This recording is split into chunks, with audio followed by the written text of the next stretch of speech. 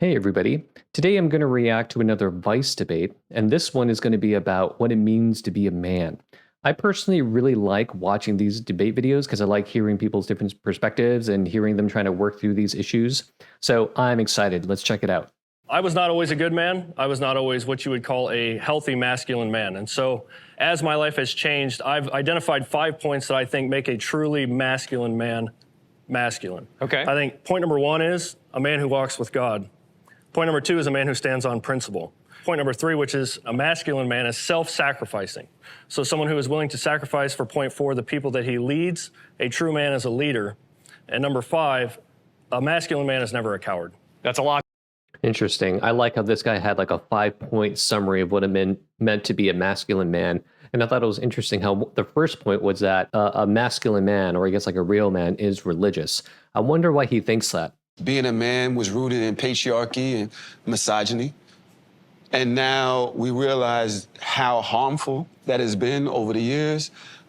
I think if you were to ask me what it means to be a man or what it means to be like a masculine man, I think my first impression would be this kind of historical, the man takes the lead. He's the head of the household. He's like a tough dude. He's courageous, doesn't back down, doesn't have fear.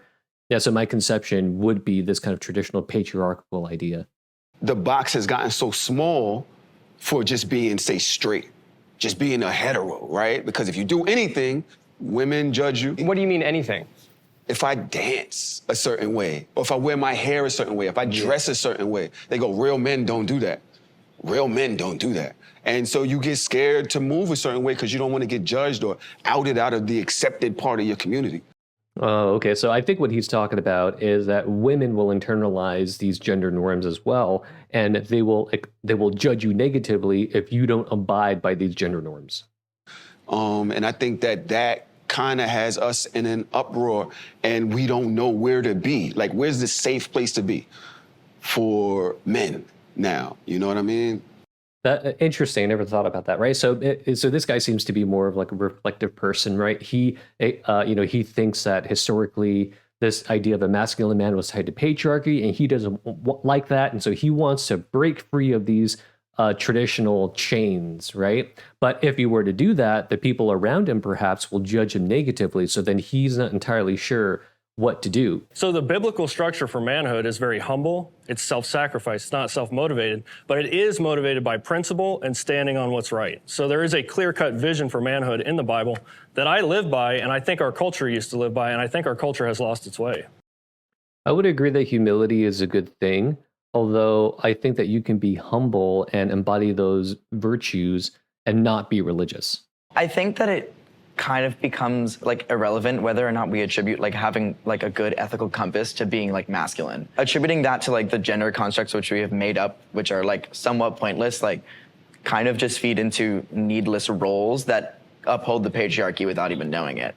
A lot of those things are just things that people should be doing because they're like morally right. Like if you're in a family, you should probably support your family. And I really don't think that it has to do with like your manhood. Yeah, I would agree with that as well. Like, I don't see why, if you're a guy, that you would have to be the one to provide for your family. I think it's perfectly fine for the mom to do it. If there are good things to do, I think you should just do them, irrespective of what your gender is, right? Like, I think virtues are virtues. I don't think that there are guy virtues and like girl virtues. I grew up in a divorced home.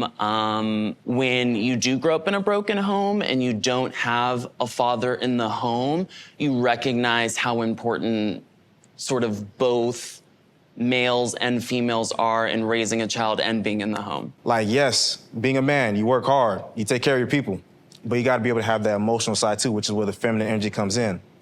Working hard and taking care of your people. I still don't see why that couldn't be, feminine virtues as well. I mean, it would make sense, right? Like you want your moms to be hardworking. You want your moms to take care of their families, right?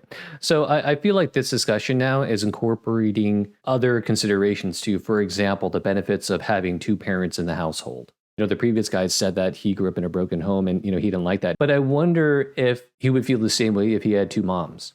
The disadvantages of growing up in a one-parent household could make you think that the problem is that you're missing a dad, whereas really the problem is that you're just missing a second parent.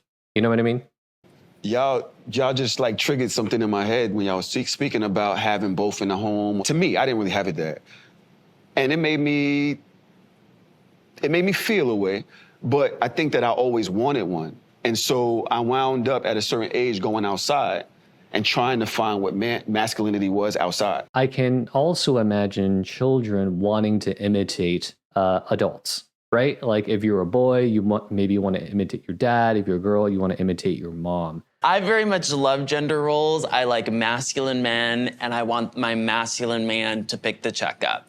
My friends seem to be the same. My girlfriends seem to want that as well. But I have a male friend who was naturally doing that. And with the dates he was going on with women, they were offended that he like took the check. Yeah, I mean, dating norms are hard, right? Because you have liberals and conservatives, and they have different expectations. So that's going to affect their, that's going to affect the outcome. The other thing is, like, not every liberal is going to think the same, and not every conservative is going to think the same. So even if you're a person who just dates like liberals or just dates conservatives, your experiences might differ just depending on the person. There is a certain pressure, I guess you can call it, for guys to look a certain way, especially if they're trying to attract women.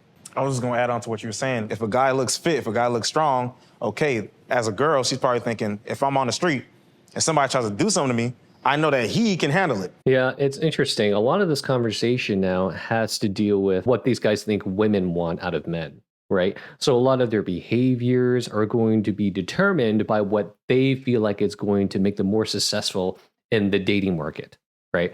And that makes you wonder, if we didn't have to worry about this stuff, if we didn't have to worry about, like dating, how much of this would matter? So here are some final thoughts. First, I thought the conversation was excellent. They got a pretty good diversity of viewpoints, and I thought the conversation was generally productive. I felt like the participants were quite reflective. Second, this conversation reminds me of how much, masculine gender normativity is perpetuated by what men think that women want, right? And perhaps what women actually want, right? So if you're a young guy and you're straight, you want to date, you want to find a partner, and you think that women want this from a guy, right? If that's what you truly believe, then that's what you're going to try to achieve, right? If you think that women want buff men, then you're going to try to be buff. If you think women want you to be, domineering, then you're going to be domineering, or something like that, right? So it's interesting.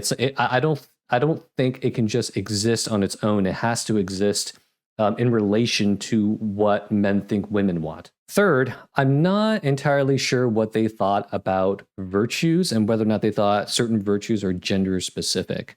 I haven't really come across an argument about it, so I don't have any established opinions, but my general and initial impression is that virtues are not gender specific, right? So honesty is just a virtue whether or not you're a man or a woman. Courage is a virtue whether or not you're a man or a woman. Like, it doesn't matter what gender you are, right? As long as you're a human being, the virtues are the virtues.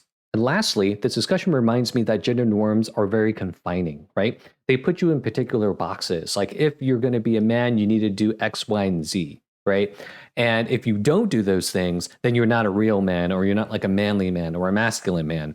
And that really limits the way that people can live their lives, because maybe for whatever reason, you're a guy and you don't exhibit these, traditionally masculine traits, right? The response from society should be, that's great. That's fine. You live the way that you want to live. If, you don't want to be buff or something like that, or you just don't value being, the breadwinner, that's perfectly fine. There are different ways of living, and it limits your freedom to be put in a box like that. All right. I think I'm going to end it here. I hope you found it interesting, and I'll see you all next time.